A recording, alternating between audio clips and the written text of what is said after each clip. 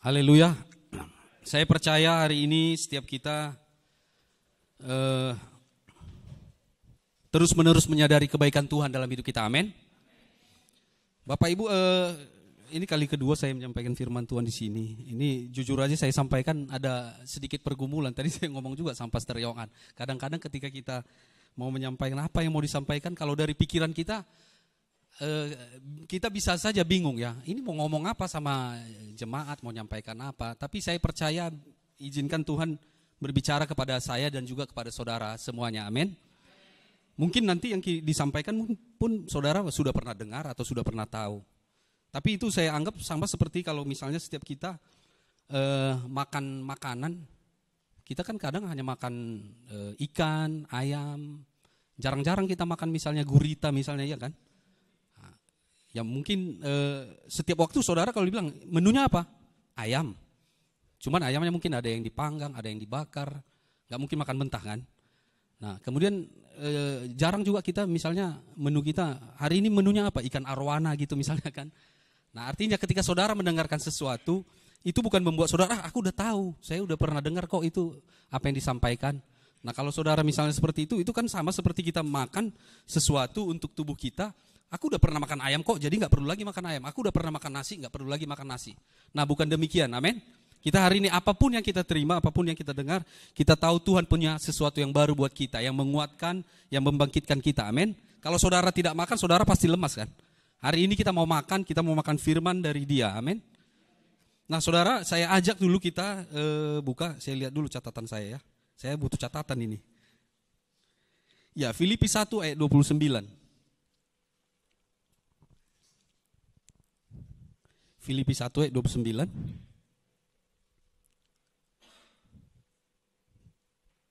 Dibantu sama Abang Meis ya. Sudah dapat? Ya, saya bacakan ya sambil menunggu. Filipi 1 ayat 29 berkata demikian. Sebab kepada kamu dikaruniakan bukan saja untuk percaya kepada Kristus, melainkan juga untuk menderita untuk Dia. Amin. Kok pelan suaranya? Kalau dibilang menderita kok pelan. Amin. Ya, saudara jangan langsung gemetar gitu ya. Ini kan baru pembukaan belum 5 menit, kok udah ngomong penderitaan sih ini. Ya, jadi dikatakan bahwa kepada kita dikaruniakan bukan saja untuk percaya, tetapi untuk menderita. Ya, penderitaan yang kita alami ini sebenarnya bukan penderitaan yang dimaksudkan di sini. Bukan penderitaan yang kita alami karena memang kita mengambil keputusan yang salah. Tapi penderitaan yang kita alami ini kita menderita salah satunya adalah karena kita harus mati untuk hidup kita yang lama. Amin. Saudara dan saya adalah ciptaan baru. Jadi ketika kita mati dengan kehidupan kita yang lama, kita dibangkitkan bersama dengan Dia menjadi manusia baru, ciptaan baru, kita hidup untuk Dia. Tetapi ketika saudara mengalami proses itu di dalam kehidupan saudara, setiap waktu saudara mengalami yang namanya kematian bagi hidup yang lama, tetapi hidup bagi hidup yang baru. Amin. Nah proses untuk mati bagi hidup yang lama dan berjalan dalam kehidupan yang baru itu satu hal yang berjalan beriringan. Jadi ketika saudara terus berjalan dalam kehidupan yang baru, secara otomatis kehidupan yang lama saudara tinggalkan. Amin. Saudara mati. Jadi saudara tidak perlu berjuang untuk mati bagi hidup yang lama. Saudara berjalan aja sebagai orang yang sudah baru di dalam Dia. Amin. Nah, bagaimana hari ini dengan kita? Saya ajak kita buka dulu di Mazmur 23. Ini sudah familiar bagi kita ya. Mazmur 23 mulai dari ayat 1.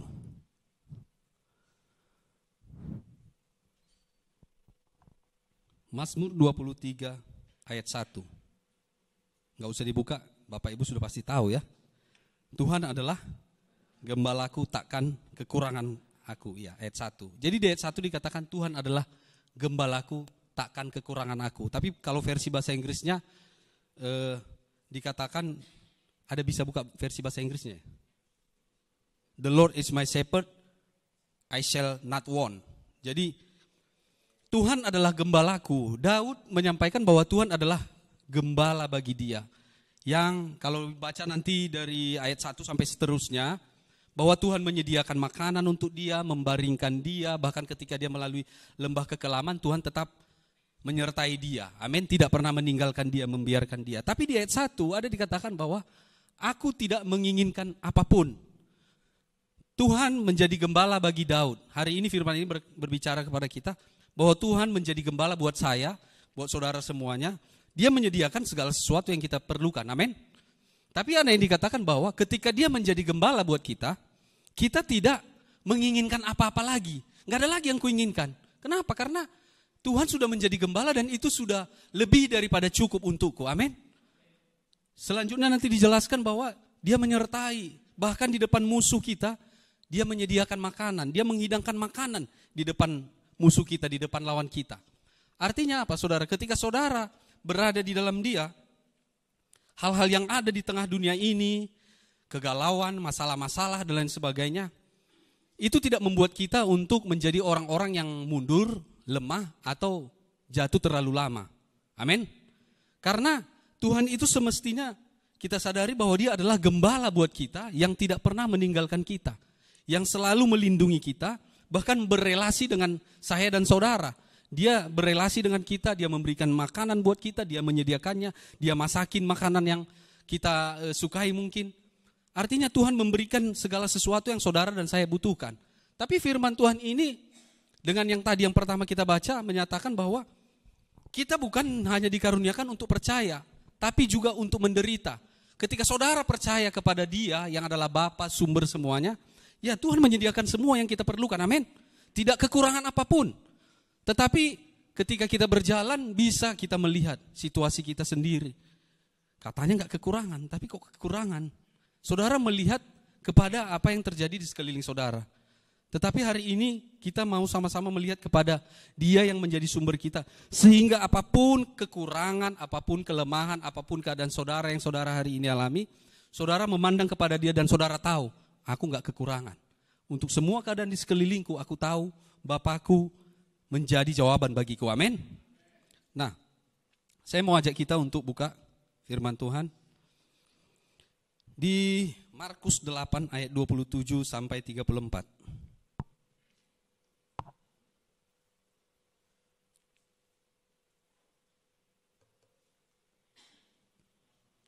Kita mulai dari ayat 22 aja dulu ya.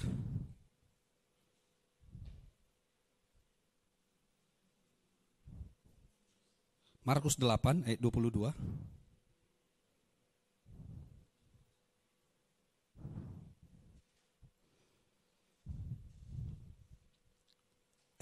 Ayat 27 tadi ya. Markus 8 ayat 27 saya bacakan sambil saudara ikuti di Alkitab saudara masing-masing. Kemudian Yesus beserta murid-muridnya berangkat ke kampung-kampung di sekitar Kaisarea Filipi. Di tengah jalan ia bertanya kepada murid-muridnya, kata orang, siapakah aku ini? Jawab mereka, ada yang mengatakan Yohanes Pembaptis, ada juga yang mengatakan Elia, ada pula yang mengatakan seorang dari para nabi. Ia bertanya kepada mereka, tetapi apa katamu, siapakah aku ini? Maka jawab Petrus, engkau adalah Mesias. Lalu Yesus melarang mereka dengan keras, supaya jangan memberitahukan kepada siapapun tentang dia. Selanjutnya saya lanjutkan ke ayat 31. Kemudian mulailah Yesus mengajarkan kepada mereka bahwa anak manusia harus menanggung banyak penderitaan dan ditolak oleh tua-tua, imam-imam kepala, dan ahli-ahli Taurat, lalu dibunuh dan bangkit sesudah 3 hari. Hal ini dikatakannya dengan terus terang. Tetapi Petrus menarik Yesus ke samping dan menegur dia. Maka berpalinglah Yesus dan sambil memandang murid-muridnya, ia memarahi Petrus, katanya, "Enyahlah iblis, sebab engkau bukan memikirkan apa yang dipikirkan Allah, melainkan apa yang dipikirkan manusia." Lalu Yesus memanggil orang banyak dan murid-muridnya dan berkata kepada mereka, "Setiap orang yang mau mengikut aku, ia harus menyangkal dirinya, memikul salibnya dan mengikut aku." Ayat 35, karena siapa yang mau menyelamatkan nyawanya, ia akan kehilangan nyawanya. Tetapi barang siapa kehilangan nyawanya karena aku dan karena Injil, ia akan menyelamatkannya. Sampai di situ firman Tuhan ini. Nah saudara, ini adalah ketika Yesus bersama murid-muridnya di dalam perjalanan. Tadi yang pertama kita baca, dia bertanya, siapakah aku menurut kalian? Lalu Petrus menjawab, engkau adalah Mesias. Nah, dan Yesus melarang dia untuk tidak menyampaikan hal tersebut, jangan sampai didengar yang lain. Nah, saudara, apa yang disampaikan Petrus ini adalah sesuatu harapan bagi dia bahwa Yesus adalah Mesias yang akan menyelamatkan mereka, yang akan membebaskan bangsa itu dari penjajahan bangsa Romawi, yang akan kembali mungkin menegakkan hukum Taurat dan lain sebagainya. Nah, dia katakan bahwa Yesus itu adalah Mesias. Nah, di ayat selanjutnya kita baca, kemudian Yesus mulai mengajar mereka. Lalu ketika dia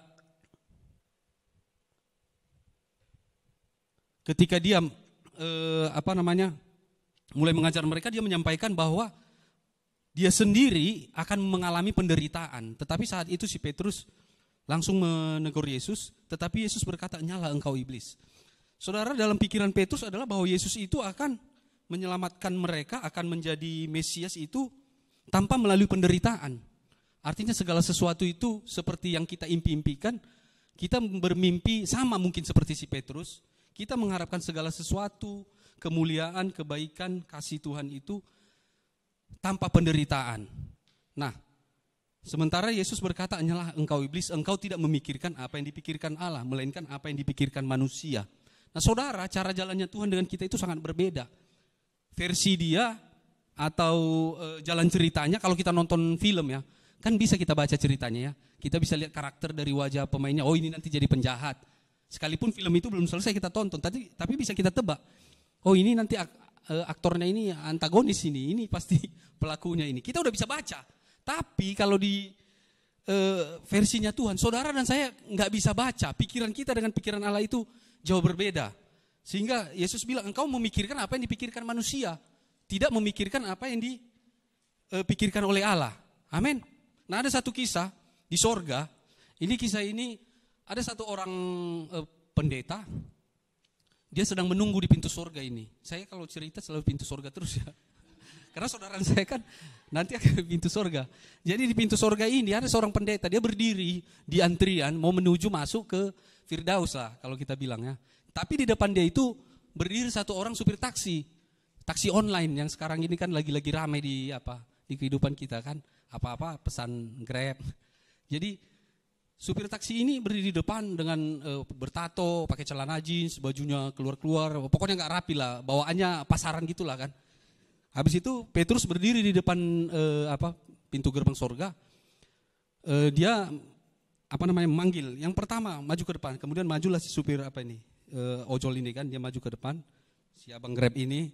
Ketika dia maju depan, kemudian Petrus menyampaikan sesuatu kepada dia, lalu dihadiahkanlah kepadanya selendang atau selempang dari emas, kemudian dikasih tongkat samanya. Itu semua terbuat dari emas. Lalu disuruhlah dia masuk ke dalam.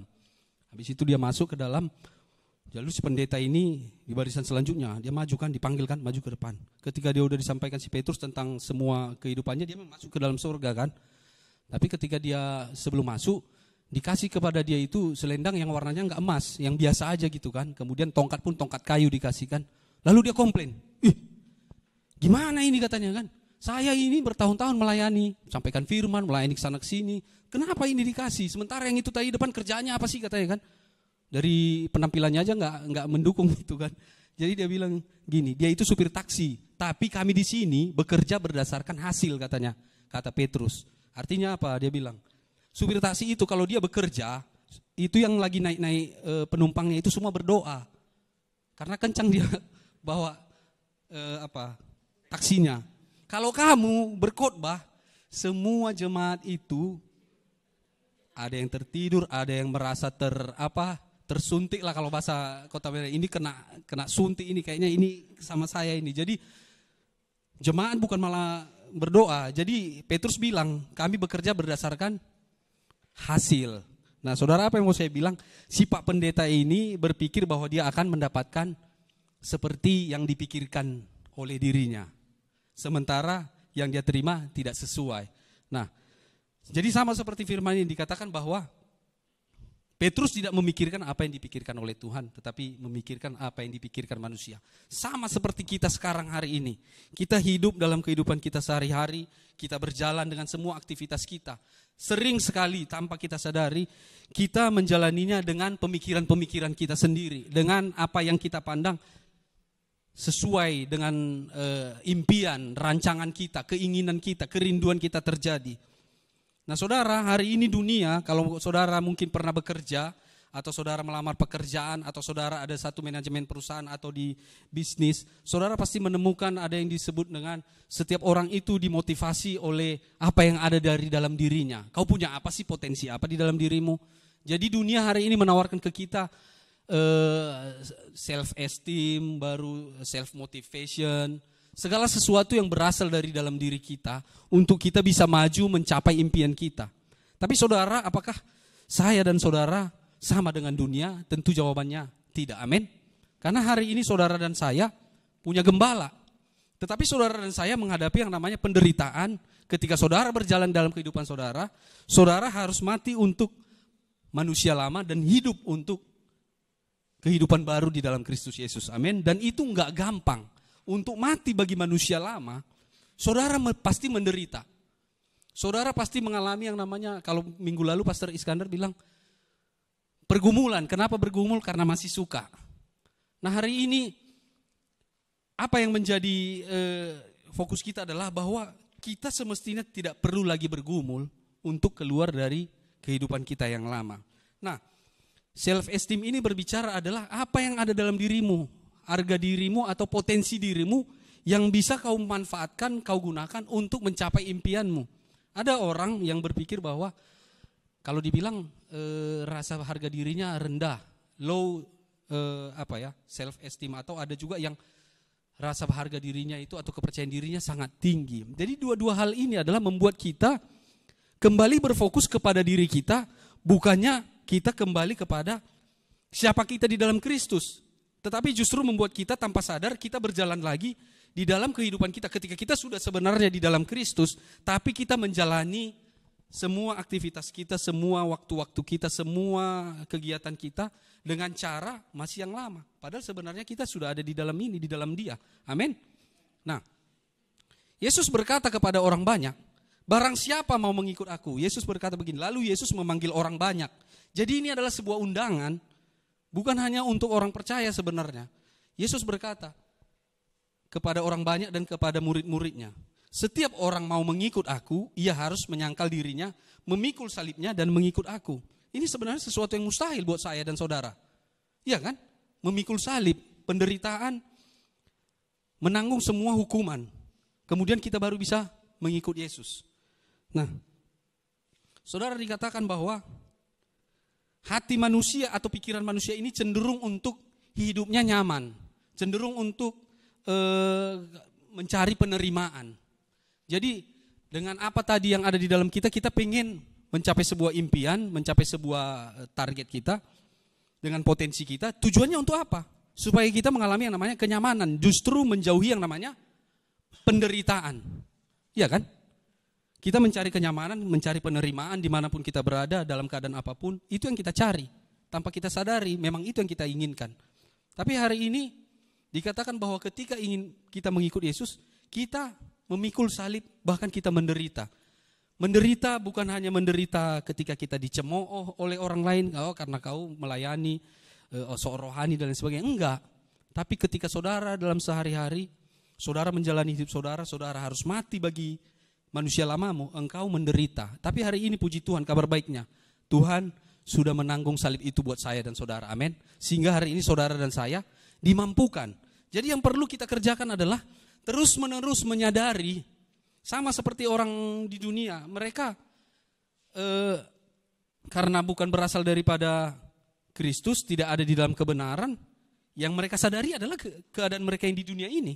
Hari ini ketika kita di dalam Kristus, kita semestinya menyadari siapa kita di dalam Dia, amin. Nah, saudara dan saya dipanggil untuk sebuah nilai kekekalan, untuk kemuliaan Tuhan, amin. Apapun yang saudara kerjakan, apapun yang saudara alami hari ini, nilai kekekalannya adalah untuk kemuliaan Tuhan, amin. Bukan untuk kemuliaan saudara dan saya. Oleh karena itu ketika saudara pun menderita, semua itu adalah untuk kemuliaan Tuhan. Sekalipun dikatakan firman Tuhan bahwa kita akan dipermuliakan bersama-sama dengan Dia. Amin. Nah, mari kita buka firman Tuhan.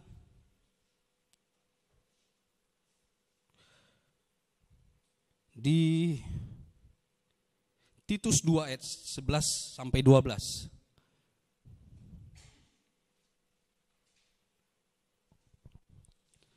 Titus 2 ayat 11 sampai 12.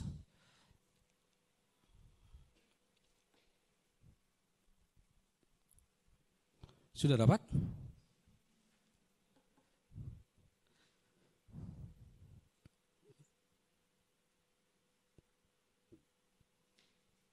Ya, ini firman Tuhan. Titus 2 ayat 11. Karena kasih karunia Allah yang menyelamatkan semua manusia sudah nyata. Ayat 12.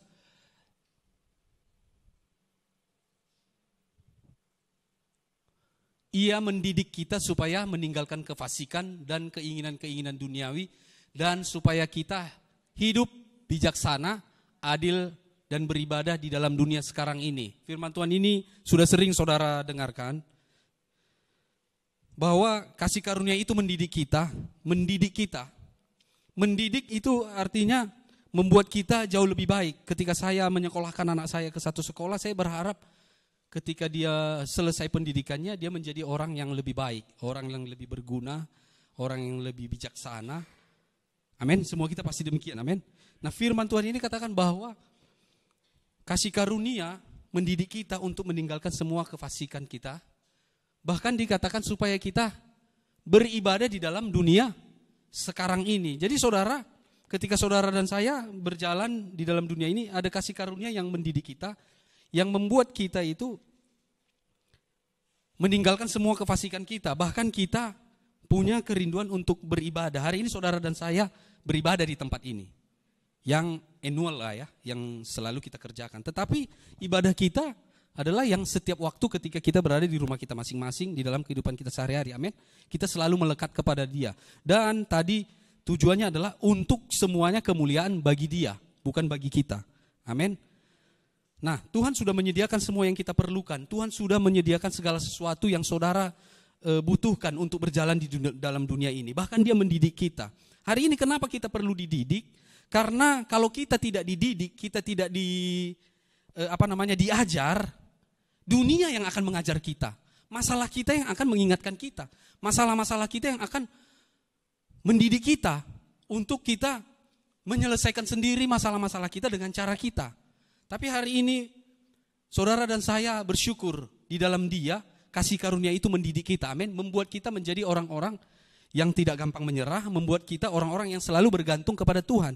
Saudara punya kemampuan di dalam dirimu.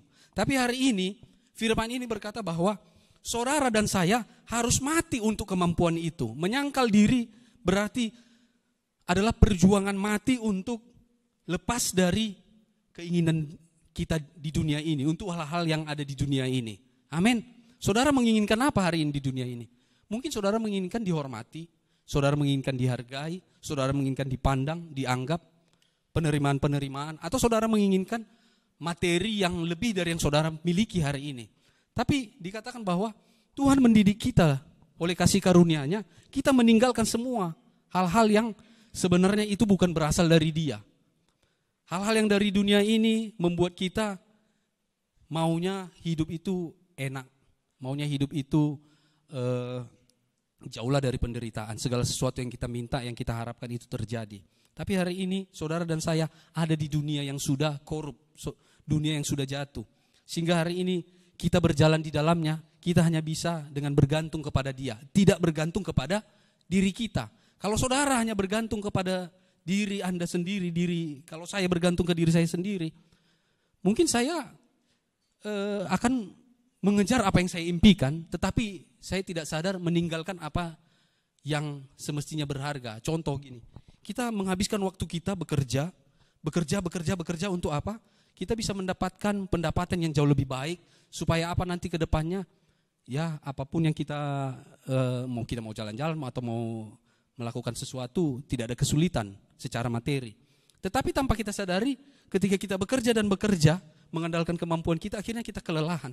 Kelelahan, saudara, akhirnya tidak fresh lagi, tubuh lemah, kemudian saudara kehilangan waktu dengan pasanganmu mungkin, atau dengan komunitasmu mungkin, atau dengan keluargamu, sehingga tidak ada lagi di dalamnya hubungan yang hangat. Artinya apa? Tanpa kita sadari, dunia memang mendrive kita untuk kita terus mengejar impian kita. Tetapi hari ini di dalam Dia, I shall not want. Amin. Kita tidak menginginkan apa lagi. Bukan berarti saudara dan saya diam-diam aja lah di rumah. Orang gak menginginkan apa lagi, tidur-tidur aja di rumah. Tiba-tiba nanti datang orang PLN, trap, diputusin meterannya. Loh, kok diputusin? Lah, tapi bapak gak butuh apa-apa lagi. Iya kan? Kan tidak butuh listrik. Tidak saudara ya, gak seperti itu. Jadi, Dia mendidik kita, mengajari kita untuk kita rajin beribadah. Saudara, bagaimana hari ini saudara beribadah? Apakah beribadah hanya 1 kali seminggu? Atau hanya ketika ada pertemuan youth bagi yang youth? Atau ketika ada fellowship keluarga bagi yang keluarga? Atau saudara mengalami yang namanya ibadah itu, saudara bersekutu dengan sumber, tidak pernah putus. Amin. Dalam keadaan apapun saudara bisa kerjakan. Apakah saudara sedang bekerja, saudara sedang di mobil dan lain sebagainya. Saudara bergantung sepenuhnya kepadanya, bukan bergantung kepada dirimu atau kemampuanmu. Dia mendidik kita untuk rajin beribadah di dunia yang bukan yang akan datang, tapi yang sekarang ini. Bapak Ibu, ketika saudara berjalan mengerjakan pekerjaanmu, engkau pun sedang beribadah, artinya tetap mengalami koneksi dengan sumber, dengan Bapa, dengan Yesus dan Roh Kudus. Amin. Sehingga apapun yang engkau jalani hari ini, engkau enggak bergantung dengan kemampuanmu. Atau bahkan engkau tidak hanya memikirkan apa yang hari ini ingin kudapatkan. Yang masalah anakku lah, yang masalah pekerjaanku lah, yang masalah bisnisku lah. Pokoknya semuanya hanya aku, dan aku. Yesus berkata, barang siapa mengikut aku, dia memikul salib. Artinya apa? Tidak memikirkan dirinya lagi. Yesus itu mati buat kita. Kalau dia hanya duduk-duduk di sorga, dia sudah punya hubungan yang sempurna. Bapa, persekutuan yang sempurna. Bapa, Roh Kudus dan Yesus punya persekutuan yang sempurna. Amin. Tidak ada yang kurang sebenarnya. Tapi karena dia punya kasih, dan dia tidak, kasih itu bukan hanya untuk diri sendiri. Kasih itu tidak tertutup, tetapi kasih itu keluar. Maka Yesus diberikan bagi kita. Amin. Saudara dan saya hari ini kalau hanya hidup untuk bekerja, mencapai karir, terlalu kecil ambisi yang saudara kejar. Kalau saudara hari ini punya keluarga, hubungan suami istri, saudara hanya berfokus bagaimana memenuhi kebutuhan anak, kebutuhan istri, kebutuhan pasanganku. Saudara terlalu melelahkan bagi saudara. Tapi hari ini ada satu tujuan yang mulia buat saudara dan saya. Saudara dipanggil untuk kemuliaan Tuhan. Amin. Melalui hidup saudara, melalui apa yang hari ini saudara terima. Saudara sudah mati, di dalam Dia sudah mati dan sudah bangkit menjadi ciptaan yang baru. Firman Tuhan katakan, saya baca di Roma 14 ayat 7. Sebentar saya buka ya. Ayat 7 dan 8. Roma 14 ayat 7 dan 8. Sebab tidak ada seorang pun di antara kita yang hidup untuk dirinya sendiri. Dan tidak ada seorang pun yang mati untuk dirinya sendiri. Sebab jika kita hidup untuk Tuhan. Dan jika kita mati untuk Tuhan. Jadi baik hidup atau mati, kita adalah milik Tuhan. Amin. Kita sangat rindu untuk setiap kita yang mendengarkan firman Tuhan, untuk setiap kita yang ada di dalam Dia. Hari ini kita sadari bahwa kita udah mati di dalam Dia, dan hari ini kita hidup di dunia ini juga untuk Dia. Amin. Saudara tidak menjadi orang yang gampang lemah, kemudian dikondisikan dengan keadaan. Saya tahulah, pasti setiap kita itu punya masalah. Saya pun punya masalah. Ketika saya menyampaikan firman ini, saya enggak sedang berbicara untuk saudara saja, tapi itu berbicara buat saya. Artinya apa? Ketika saya pun menghadapi masalah, kadang saya bergantung dengan pengetahuan saya, kemampuan saya sendiri. Tapi mari kita hari ini belajar ketika Tuhan berbicara bagi kita, ketika Tuhan menyampaikan apa yang menjadi isi hatinya. Saudara dan saya sepenuhnya hanya bisa hidup di dalam Dia, bergantung kepadanya. Amin.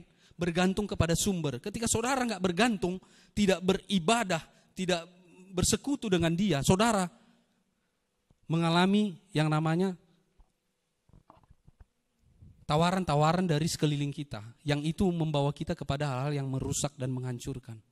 Saudara hari ini ada di tengah-tengah pelayanan, di tengah-tengah jemaat ini. Hidup saudara diciptakan Tuhan bukan untuk sesuatu hanya untuk diri kita sendiri, bukan hanya untuk saya saja, untuk keluargaku, untuk saudara-saudaraku, keluarga kandungku, tidak. Saudara sama seperti Paulus. Dia berkata bahwa segala sesuatu yang dulu sebelum dia menjadi ciptaan baru, ketika itu dia masih menegakkan hukum Taurat, ketika itu dia sedang menganiaya jemaat, ketika itu dia memiliki pendidikan yang sangat bagus ya di masa itu, di kalangan yang seusia dia menganggap segala sesuatunya itu adalah sampah, bukan sesuatu yang lagi harus saya banggakan. Saudara dan saya hari ini ada di tengah pelayanan, saudara di pekerjaan pun pelayanan. Segala sesuatu yang saudara miliki itu baik, pengetahuan yang mungkin saudara sudah terima ketika saudara sekolah atau kuliah dan lain sebagainya, saudara mengikuti kursus dan lain-lain sebagainya, itu semuanya bagus. Tapi hari ini kita harus kembalikan kepada sumber bahwa tanpa dia semua yang kita punya itu tidak akan berguna kecuali hanya untuk diri kita. Dan hari ini hidup saudara dan saya dipanggil bukan hanya untukmu saja, amin. Kita dipanggil memuliakan dia dimanapun kita ada. Kita bergerak, Paulus mengerjakan segala sesuatu bukan karena dia menganggap aku ingin capai sesuatu lagi, tidak. Tapi ada yang menggerakkan dia, amin. Yang menggerakkan dia sumber yang selalu terkoneksi dengan dia. Sumber saya dan saudara sama, Bapa kita satu, kita di dalam Kristus, Roh Kudus yang sama yang saudara terima dengan saya. Tidak ada bedanya. Hari ini ketika kita terkoneksi dengan dia, kita meminum air yang sama, kita memakan roti yang sama, bahkan kita perjamuan, dalam tubuh dan darah dia sama semuanya. Saudara membuat itu kita bergerak, bukan lagi aku. Amin. Tidak lagi hanya berpikir, gimana ya untuk nanti ke depannya ini. Gak ada lagi saudara. Jadi, kalau bisa dibilang seperti yang disampaikan Pastor Is minggu lalu, kita semuanya maju. Maju kenapa? Tidak ada satupun yang menghalangi kita. Dunia ini memang menghalangi kita, tapi firman Tuhan tadi di Mazmur 23, itu semua yang dari dunia itu, sudah ada jawabannya, amin. Jadi kalau saudara kekurangan, saudara nggak sehat, saudara lagi membutuhkan pertolongan di dalam kesesakan, Mazmur 23 bagi saudara dan saya, itu sudah menjawab semuanya, amin. Tapi hari ini ketika saudara sudah menerima lebih daripada apa yang Daud sudah terima, saudara dan saya menerima lebih daripada dia. Kenapa? Karena Roh Kudus itu sudah diberikan kepada kita, amin. Itu membuat kita semestinya ya, kita naik.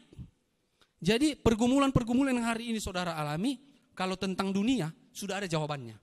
Amin. Hari ini, hidup saudara adalah mati dan hidup di dalam dia. Mati untuk manusia lama, ketika saudara tidak memikirkan dirimu, tetapi menerima dari sumber, sehingga saudara bergerak oleh karena sumber tadi, saudara hidup bukan untuk diri lagi, untuk diri sendiri lagi. Tapi saudara hidup untuk orang-orang yang membutuhkan kasih Tuhan di sekeliling kita, amin.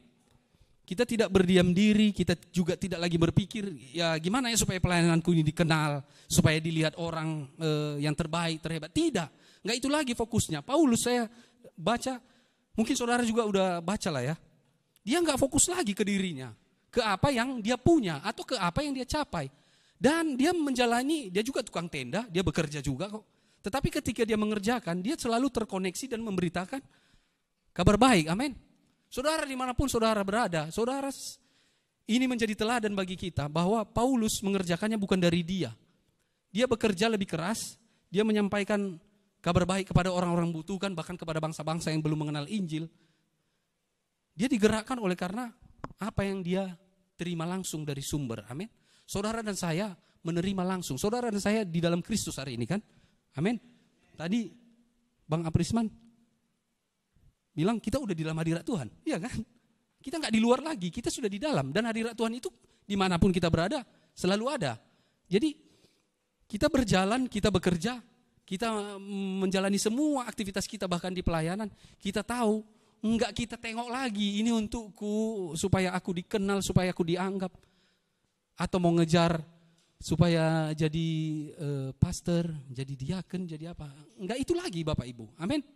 Kita lebih daripada itu. Kenapa? Karena di dalam kita itu ada sesuatu nilai yang kekal yang Tuhan sudah taruhkan ketika kita dipanggil, ketika kita dipilihnya, diangkat jadi anak-anaknya. Amin. Jadi saudara hari ini jangan dibatasi oleh apapun keadaanmu. Jangan dibatasi oleh musuh kita terbesar. Orang-orang bijak juga bilang begitu. Orang-orang dunia ini pun mengakui musuh terbesar saudara dan saya itu adalah siapa? Iblis sudah dikalahkan. Hal-hal dunia sudah Tuhan sediakan buat saudara dan saya.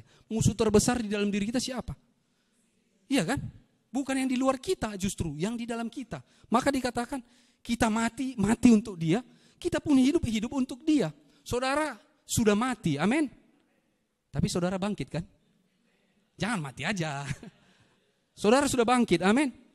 Hidup untuk dia. Kalau hari ini ketika kita berjalan di dalam pelayanan, ini contohnya ya. Kan di dalam pelayanan ini kan selalu ada yang namanya, dimaafkan lah ya, diterima apa adanya. Iya kan? Masa di pelayanan gak terima apa adanya? Kalau misalnya melakukan kesalahan, terima apa adanya gak? Diterima lah. Geleng ya gini, salah geleng. Iya kan? Kan justru harusnya diterima keadaan. Tapi ketika sudah dibilang diterima apa adanya, jangan karena udah diterima apa adanya, ya suka-sukaku juga apa adanya lah. Kan kau bisa terima. Enggak gitu juga lah. Iya kan? Saudara dan saya di dalam pelayanan ketika ditegur, anggaplah teguran itu sesuatu yang membuat kita semakin bangkit lagi, bukan malah membuat kita jadi lemah, kita enggak suka. Macam betul aja kayak gerejamu aja ini. Aku pun bisa. Nanti aku ya ke gereja yang lain, biar tahu kau. Jadi saudara, apalagi di dalam pelayanan, saudara enggak lagi menjadi orang yang dibujuk-bujuk, enggak menjadi orang yang gampang, si anu gini. Menyampaikan sesuatu ke kita sehingga kita enggak bisa terima, misalnya teguran. Atau kita gampang mendengar, si anu ngomong tentang kamu begini. Oh iya gitu yang ngomongnya. Nah ini sering terjadi nih. Bahkan bukan hanya di organisasi yang non gereja lah dibilangnya. Di gereja pun sering terjadi. Kenapa? Saudara kadang-kadang terkejut-kejut melihat ketika saudara ada satu di organisasi. Ada apa ini? Kok si A, si B, si C udah nggak di sini lagi? Kok dia dulu kan pelayan, bahkan udah jadi koordinator misalnya. Kok nggak sini lagi gini?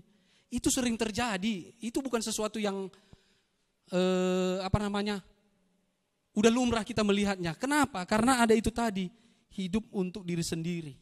Ketika dia masih fokus untuk dirinya dianggap, fokus untuk diri diterima, saudara mengalami benturan di dalam pelayanan, di dalam pekerjaan, saudara pasti balik kanan aja lah. Kayak hanya di sini aja ada Tuhan, di tempat lain pun ada. Ya memang betul.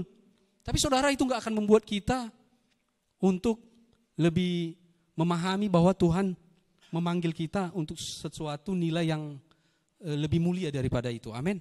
Saudara dan saya tidak dipanggil untuk rencana yang kecil. Firman ini saudara sudah pernah dengar. Saya hanya mengingatkan kembali dan itu yang saya impresi lah ya di dalam hati saya bahwa kita ini Tuhan ciptakan, Tuhan panggil untuk satu pekerjaan mulia dan yang paling menghambat kita itu adalah diri kita sendiri. Saudara hanya fokus gimana untuk kerjaanku, untuk duitku di dompetku, di saldoku. Saudara hanya fokus misalnya bagaimana untuk anak-anakku nantinya. Pokoknya hanya untuk aku dan untuk aku. Hari ini itu semua Tuhan sudah sediakan kok. Itu semua sudah Tuhan berikan untuk saya dan saudara. Buktinya orang tua kita 70 tahun, 60 tahun, 80 tahun kita lihat pemeliharaan Tuhan ada. Saudara sekarang umur mungkin 30, 40 tahun, 50 tahun. Saudara udah lihat yang di depan saudara berjalan kok. Dan firman Tuhan katakan tidak pernah meminta-minta, tidak pernah kekurangan. Amin. Hari ini apa yang saudara punya di dalam diri saudara? Kita tahu itu semua berasal dari Dia. Tapi saudara perlu mati untuk itu ketika saudara berjalan, tidak lagi fokus kepada hal tersebut. Tetapi hal itu dipakai, Dia menggerakkan kita menggunakan itu semua untuk kemuliaannya, bukan hanya untuk diri kita. Amin. Saudara pergi melayani ke pinggiran rel. Itu bukan untuk saudara, supaya diposting di Facebook, kemudian hari ini dapat like, share, atau apa. Iya kan? Atau diposting di media sosial. Enggak itu tujuannya.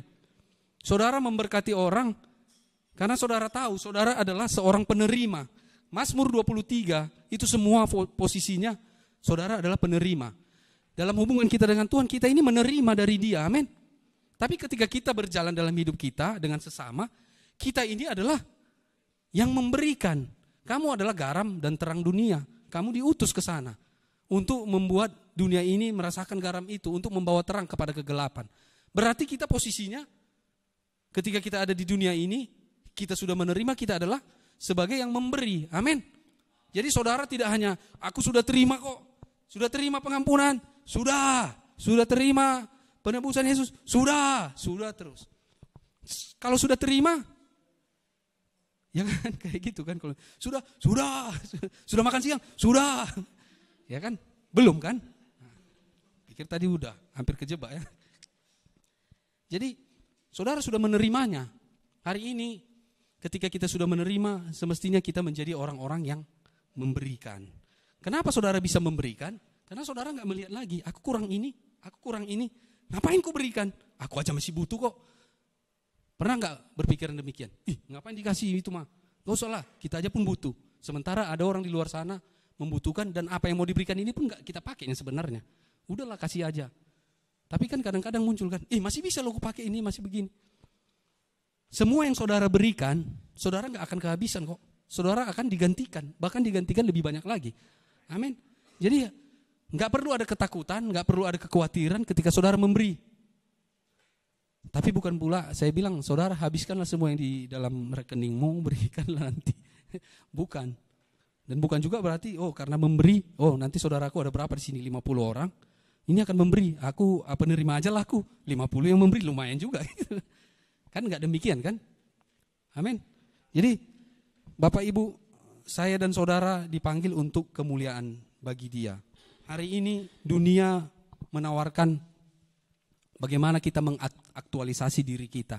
Makanya kalau saudara ikuti perkembangan yang sekarang ini sering terjadi, itu banyak orang mengaktualisasi diri lewat apa yang mereka punya, apa yang mereka pakai, sehingga efeknya orang jadi ke hedonisme.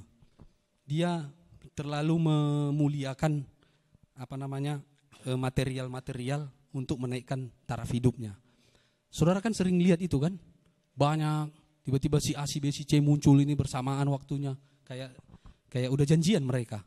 Si A, si B, si C janjian, kemudian langsung viral di satu bulan itu, 1 minggu itu langsung berita itu kan kemana-mana, banyak yang disorot. Nah, saudara dan saya hari ini memiliki apa yang diberikan oleh Bapa buat kita, amin. Tapi kita tidak menjadi orang-orang yang tergantung penuh dengan material, tergantung penuh dengan apa yang kita punya. Kita sepenuhnya bergantung kepada Dia. Selain hedonisme yang terjadi ketika kita bergantung ke diri kita bisa jadi legalisme juga. Kita bergantung ke diri kita, perfect, mengerjakan segala sesuatu. Sehingga apa? Kita menuntut orang lain.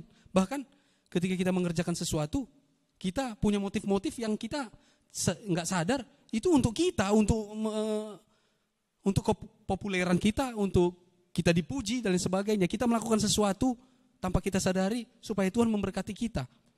Bergantung kepada diri sendiri. Jadi hari ini kedua hal itu enggak jadi bagian kita, amin. Hedonisme, saudara boleh pakai barang bermerek dan sebagainya. Tapi bukan saudara menunjukkan bahwa itulah jati dirimu. Ketika kau sudah pakai barang bermerek, kendaraan yang mewah dan lain sebagainya, engkau menunjukkan jati dirimu, inilah aku, supaya aku dipandang. Atau misalnya saudara menjadi orang yang legalisme, yang seperti Paulus sebelum dia hidup di dalam kebenaran, dia mengerjakan segala sesuatu perfect. Dia mengerjakan segala sesuatu tujuannya untuk apa? Supaya dia diberkati dalam pikirannya berdasarkan hukum Taurat. Tanpa kita sadari kita sering berjalan ke dua hal yang yang negatif ini ya, dua hal yang negatif. Tapi hari ini Injil mengatakan kepada kita bahwa Yesus sudah menanggung semuanya untuk saudara dan saya. Amin. Saudara dimampukan untuk mati bagi dirimu dan hidup bagi Dia karena Yesus sudah mati untukmu dan Yesus sudah bangkit untukmu. Dia mati sebagai engkau yang berdosa dan Dia bangkit untukmu sehingga hari ini engkau pun bisa bangkit. Jadi apa yang menjadi bagian kita adalah kita terus menyadari bahwa anugerahnya, kematiannya di dalam kita, itulah kekuatan kita, itulah kemampuan kita untuk hari ini kita enggak berjalan dengan diri kita sendiri. Amin. Kita tidak berjalan hanya untuk memenuhi keperluan kita atau kemauan kita, tapi kita tahu bahwa kita dipanggil untuk memuliakan Dia. Mari kita baca firman Tuhan.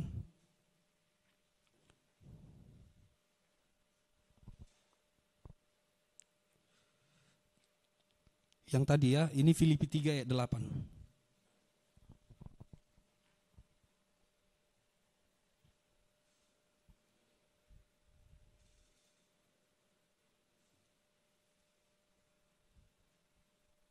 Filipi 3 ayat 8. Sudah, firman Tuhan katakan, malahan, mari kita baca sama-sama 3, 2, 1. Malahan segala sesuatu kuanggap rugi, karena pengenalan akan Kristus Yesus Tuhanku lebih mulia daripada semuanya.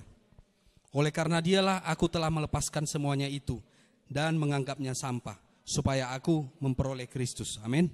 Firman Tuhan ini katakan segala sesuatu dianggap rugi. Hal-hal yang dari dunia yang ditawarkan buat kita, sesuatu yang nikmat menurut pikiran, perasaan kita, tapi kita menanggalkannya, menganggapnya sampah. Bukan semua kita anggap sampah. Tetapi segala sesuatu yang membuat kita lebih tertarik, lebih condong hati kita daripada melekat kepada Dia, semua adalah sampah. Dan pengenalan akan Kristus Yesus lebih mulia daripada semuanya. Amin. Mungkin saudara bukan orang kaya. Mungkin saudara punya pekerjaan biasa saja. Atau mungkin saudara sampai hari ini masih cari-cari kerjaan. Atau belum menikah dan lain sebagainya. Masih mau cari siapa yang nanti pasanganku dan sebagainya. Mungkin saudara ada di persimpangan, atau saudara lagi mengalami tekanan-tekanan dalam hidupmu yang saya nggak bisa sebutkan. Tapi dikatakan di sini, karena pengenalan akan Kristus Tuhanku lebih mulia daripada semuanya. Ini bukan hanya berbicara tentang kenikmatan dunia yang bisa kita dapatkan, uangkah, jabatankah, harga dirikah, dihormatikah, bukan. Tapi ketika saudara pun ada dalam masalah, dikatakan karena pengenalan akan Kristus Yesus Tuhanku lebih mulia daripada semua masalah-masalahku itu. Amin. Saudara hari ini mungkin ditinggalkan atau tidak dipandang. Tapi pengenalanku akan Yesus Kristus itu lebih mulia dari semuanya. Itu Mazmur 23 ayat 1 berkata bahwa Tuhan adalah gembalaku. Dia memelihara saudara, memelihara saya. Kita tidak menginginkan yang lain. Kita punya masalah, kita punya pergumulan. Tapi hari ini firman ini berkata, pengenalan akan Kristus Yesus Tuhanku itu lebih mulia. Kenapa lebih mulia? Dia memberikan sendiri hidupnya. Dia yang semestinya di sorga, pencipta, datang untuk saya dan saudara, mati untuk saya dan saudara, memberikan hidupnya, turun ke tempat yang hina, yang gak dipandang, yang mungkin orang tidak lirik ya, tapi Tuhan datang ke sana. Tuhan datang ke hidup saudara dan saya, yang mungkin saya gak tahu si Sam lagi punya masalah apa sekarang ini. Saya nggak bisa datang ke sana, tapi Tuhan datang untuk dia. Tuhan datang untuk pribadi kita lepas pribadi. Saudara hari ini punya apa? Punya masalah, pergumulan apa saja yang saudara miliki. Tuhan datang untuk pergumulan saudara itu, amin. Dan pengenalan saudara akan Dia jauh lebih mulia, jauh lebih menyejukkan, membangkitkan, memulihkan. Kalau saudara hanya terus fokus ke masalah saudara, bisa-bisa saudara yang stres lah, menangis lah, tertekan, mengasihani diri sendiri. Tapi hari ini ketika saudara tahu itu ada, saudara melihat kepada Dia, bahwa Dia sudah memberikan semuanya. Bahwa Dia pun, sekalipun engkau ditinggalkan, engkau dilupakan orang, aku sekali-kali tidak meninggalkanmu, amin. Hidupmu hari ini berharga. Masalahmu boleh ada, tidak bisa menarikmu turun, amin. Tangan Tuhan itu kuat membawamu untuk naik, menjadi berkat dimanapun Bapak Ibu semua ada hari ini, amin. Kita enggak hidup untuk diri kita, kita keluar dari keadaan kita. Kita sudah dikeluarkan jauh lebih baiknya. Amin, Dia mengeluarkan kita dari keadaan kita. Tekanan-tekanan yang ada membuat kita itu untuk jauh lebih mulia. Semua masalah yang ada membuat kita untuk jauh lebih nampak siapa yang di dalam kita sekarang ini. Kalau kita mengalami masalah, itu sebenarnya untuk menunjukkan kita bergantung kepada siapa. Ketika saudara bergantung kepada dirimu, apa yang terjadi? Engkau akan stres. Saudara sadari, Dia hari ini ada di dalammu. Saya berbicara kepada saudara yang ada di sini, yang ada di rumah, yang sedang menyaksikan ibadah ini secara online. Tuhan itu ada untukmu, amin. Apapun hari ini keadaanmu, jangan berlari untuk bagaimana solusinya. Dia tahu yang terbaik buat saudara dan saya, amin. Hidup dan mati kita untuk Dia. Kalau kita hari ini hidup, Diberikan kesempatan kita hidup untuk Dia. Kalaupun saudara pada waktunya kembali ke rumah Bapa, itu pun untuk Dia, amin. Jadi apa yang saudara takutkan? Hari ini apa yang ada di dalam dirimu, itu semua dipakai untuk kemuliaan bagi Dia. Tidak lagi hanya tinggal untuk diriku, untuk diriku. Saudara, hari ini AGF boleh sedikit orangnya, tapi dampaknya bisa di mana-mana. Di mana saudara bekerja, bukan AGF-nya, tapi karena Kristus ada dalam diri saudara dan saya, amin. Kita hari ini mungkin tidak banyak, tapi dampak saudara di kota ini, dampak saudara di tempat pekerjaan, di tengah-tengah keluarga, saudara berdampak. Karena apa? Tuhan memanggil kita bukan untuk kita. Bahkan Dia memanggil kita untuk kemuliaannya, amin. Jadi hari ini saudara firman ini mengingatkan kita, untuk kita mari terus memandang kepada sumber kita. Dia adalah gembalamu, Dia gembala saya, gembala kita semua. Apapun yang saudara hadapi hari ini, hanya Dia yang kita inginkan, amin. Tidak ada lagi yang lain. Amin Bapak Ibu. Mari Bapak Ibu saya undang kita bangkit berdiri.